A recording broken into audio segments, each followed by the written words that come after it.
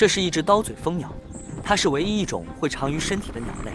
And some flowers are too elongated for the other 99 species of hummingbirds here to feed from them. A swordbill's extraordinary beak, however, enables it to reach the places that others can't.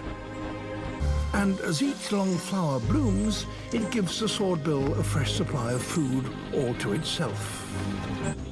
But having a beak longer than your body does have its drawbacks.